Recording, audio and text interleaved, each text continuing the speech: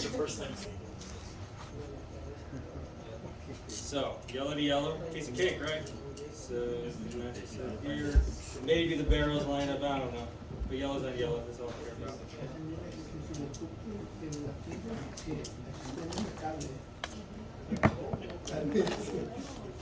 Cool. It looks good, right? Pass the yank test, maybe. Let's find out. But it looks good, right? But in this industry, we electrically verify. So, just to really walk things through, I'm going to do hot shot on the crew. Okay, I took a 16 gauge wire and I connected it to a yellow connector.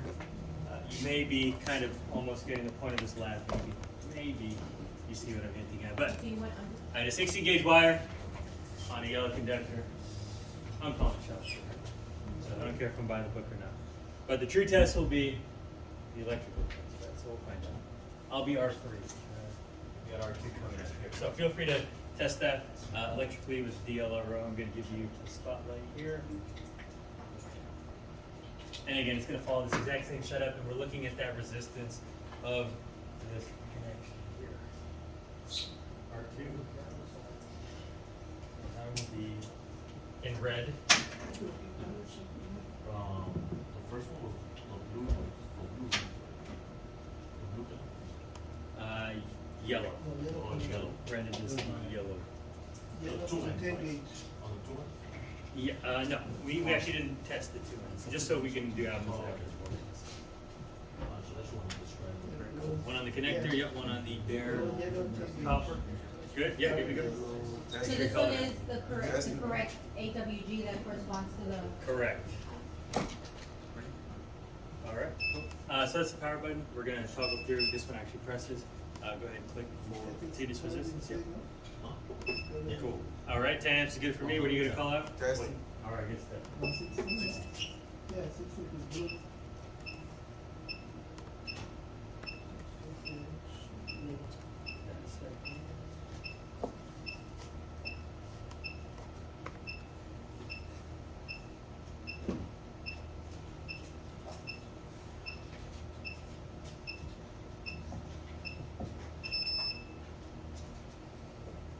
And what do we end up at? You read the bigger number or the smaller one? Number 2. Oh, okay. So those are directional. We won't need to get into that. We'll take the big number, but basically it'll shoot because you have the 2 current probes, the 2 voltage probes. It'll do both directions and then average it out. We'll take the big one. So the big one is 3.0827 mega Mega. What is that? or million ohms, I guess. Sorry. Cool. That's actually a factor of. Yeah, at least a factor. Yeah. So this is 3 times 10 to the negative 3, and then 0.7 times 10 to the negative 6. So kind of a discrepancy there. I'm interested to see. Well, let's test mine, and then we'll take a look at it. So it's a different unit of measure now? Yeah, it appears so. We'll dive into it a little bit. So, but just so we have a full data set, I'm going to connect here. So right now it's the 16 gauge with a blue connector. All right. Is that yours or? This is the one that I did. That's for last. So we'll find out. All right, testing.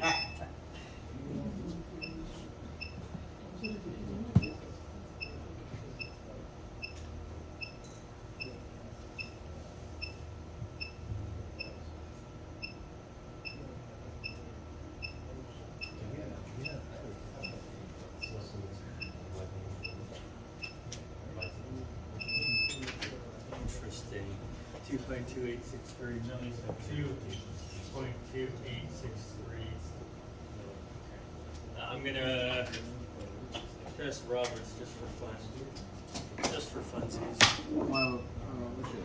Last.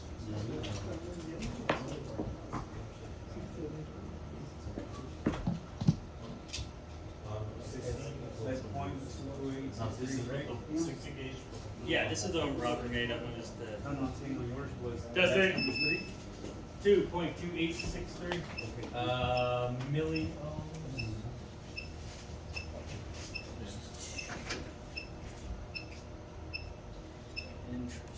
Okay, and this takes into account two connections here, so if you divide that, okay, I was just curious. Okay. And let me see. No, but if you just want to kind of, you just kind of want to copy what's going on here, follow along. We're just taking the data, and set of 3 is mostly what we're interested in. You get ready?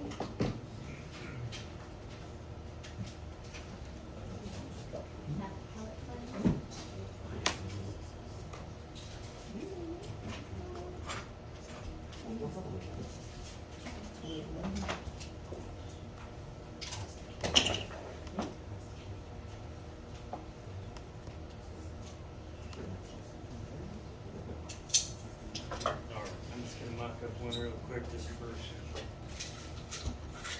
fun here.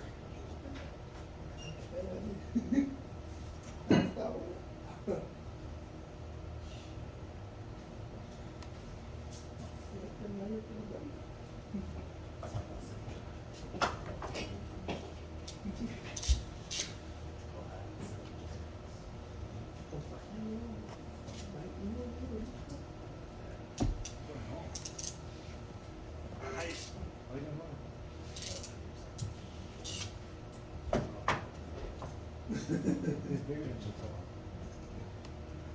try one more here.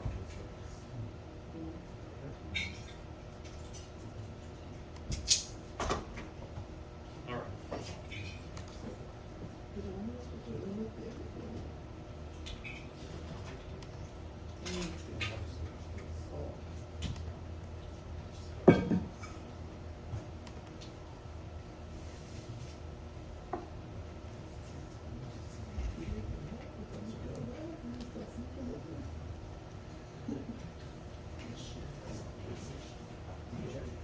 Get out. Testing. Okay,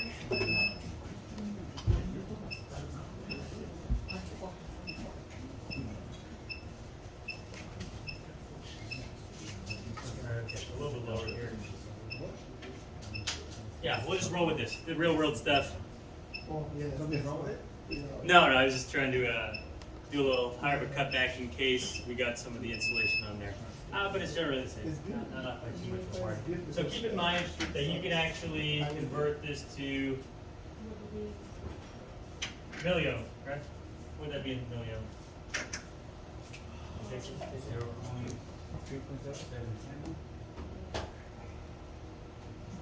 And then that might make it easier to at least conceptually. Was that right? So, yeah. So we'll just roll. These are real world examples, and I'd rather use real numbers anyway. So this will be your data set to apply the 50% rule. Okay. So, with that being the case, I ended up with, let's say,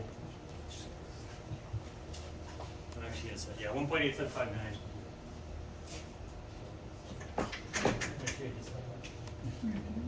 Only because it helps my, at least what I was after here, to say that at least that one is visually higher when I use the incorrect size wire with the bigger size connector, right?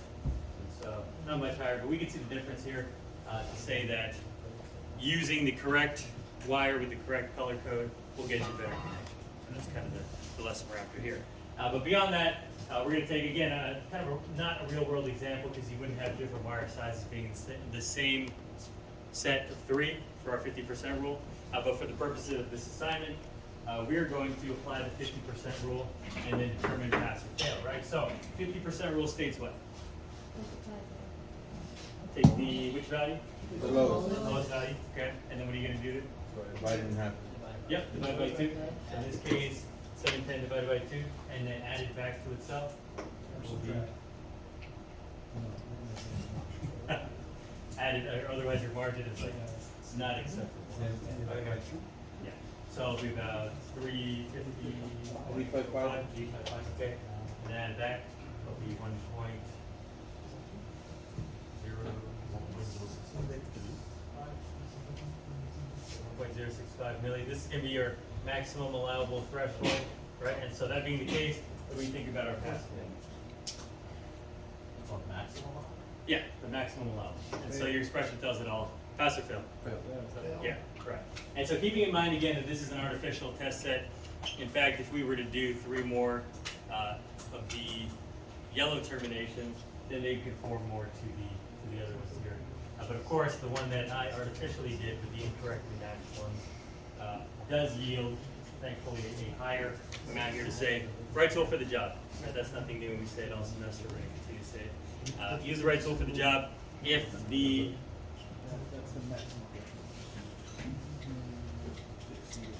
we spec out for a certain wire gauge that we should be using a certain color code, then we'd be better off doing just that, right? So there's a reason why we have the specs, there's a reason we follow the need NTS, etc. And we are going to do that.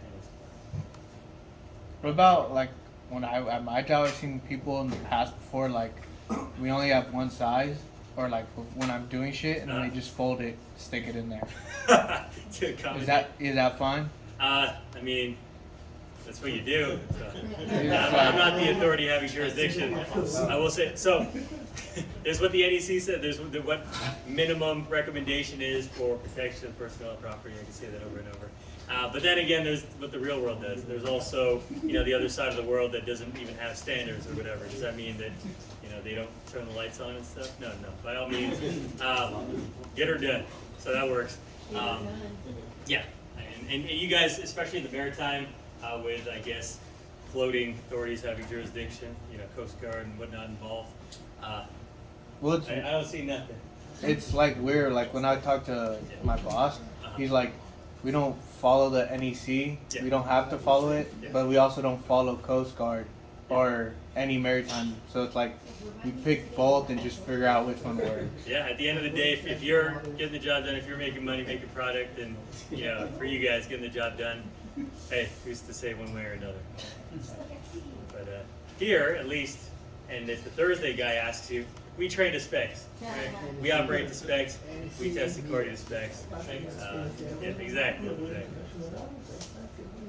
Yeah, so that's basically the point of this lab. Hopefully you have all the walkaways of this one.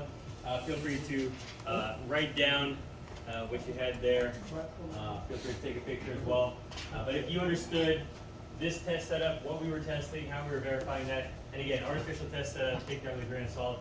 But hopefully the conclusion that we can all agree on is use the right wire size with the right color-coded connector. Okay. Other than that, I thought we had, man, they were just zooming past these. I'm going to defer last week's DLRO again to actually probably 2 or 3 weeks when we have a more comprehensive torque thing. I'm just going to combine it into one mega lab. It's going to be awesome. Don't miss it. Not 2 weeks. We have a holiday in 2 weeks. Caesar Chavez Day. Don't show up. I won't show up. So traffic's going to be not bad either. I like Caesar Chavez Day and Martin Luther King. They're not my company holidays, but man, traffic's nice. So yeah, no class in March 31st, right? But I'm gonna definitely kick the DLRO lab down the road when we do the comprehensive profile. But for now, this is gonna be this week's lab assignment, okay? And remember what the themes we took away are. I'm gonna power this off. By all means, I'm gonna stick around if anybody wants to perform some terminations for funsies before I put the money in or you can 31st. Yep.